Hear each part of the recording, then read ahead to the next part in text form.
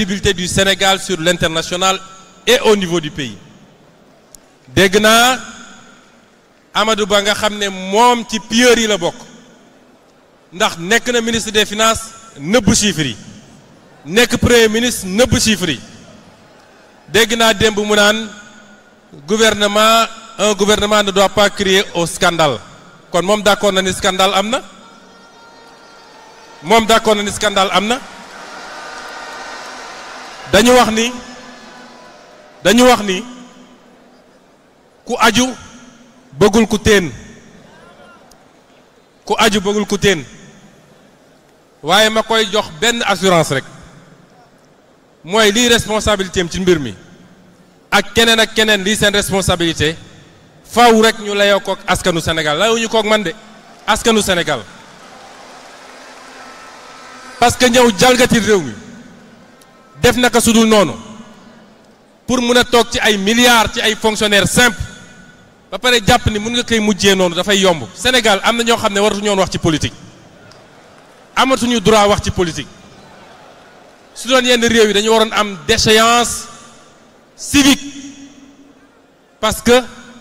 wóoruñu ñu leen di dénk ñooñu dénk leen quartier sax wóorul wax ma laa nga leen dénk ab réew Sénégal am na ñoo xam ne waratuñu wax ci politique te lii benn affaire la mais ci fan yi di ñëw bu ñu paree ba installé di ngeen xam la ñu def ci suuf si di ngeen ko xam fii di aéroport bi rek di nga gis kenn koo xam ne benn titre rek la mën a fëggee dënnam mooy maay géewlu président nga am ci ay 1 hectare 2 hectares ci aéroport bi dagg ko ay suuf su dul jeex di jaayaat yor say milliards toog foo ngeen di loolu yoon la est-ce que loolu dañ koy bàyyi mu romb ci réew mi su dee loolu sénégalais yi d'accord nañ ñu bàyyi ko mu romb parce que dañ koy teg ci ay maslaha mooy réew mi jaratul kenn di xeex ngir dara parce que pratique yooyu moo tax ndaw ñi waroon am liggéey amuñu liggéey moo tax faw mu jeex fi waaye waxuñu ko pour jooytu dama leen bëgg a wax ni on a notre destin en main liggéey bu ñu war a door la bis ni ki tey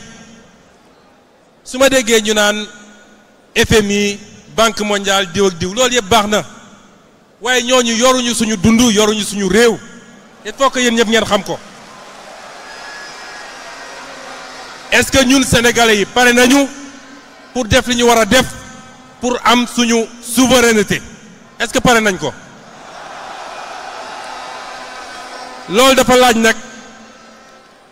ñu bàyyi gis-gisu jooni baaxul réew dañ koy tabax méthodiquement brique après brique dañ koy tabax ci effort ak sacrifice ñun am nañu possibilité financer suñu bopp est-ce que xam ngeen loolu dinañu proposer sénégalais yi gannaaw élection législative yi nañ leen proposer des leviers endogènes de financement daal di andi des modèles de financement innovants lu mel ni lancé am na ñu ko tuddee woon diaspora bond may profito di féliciter la diaspora sénégalaise ci seen taxawaay ak seen xeex ñoom it kenn demul ñu des waaye la ñuy waajal buñ koy sànni duñ ko tuddee diaspora bond patriote bond lañ koy tuddee parce que li xew fii tey rek wane nañu waa réew mi seen bopp ñi ne fii ci biir réew mi kenn amul ëpp leen capacité de mobilisation kenn ëppalewu leen capacité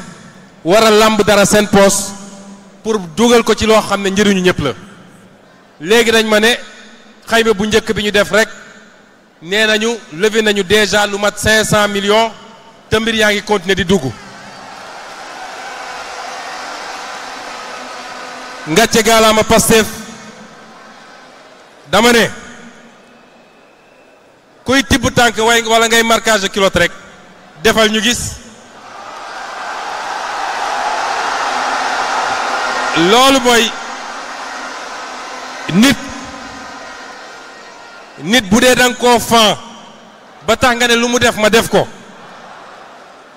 bu wootee arena Dakar arena xanaa kay suñ tegee ñetti fan nga woote Dakar arena bu levee 500 millions xanaa kay nga góorgóorlu ne man sax levé naa 50 000 francs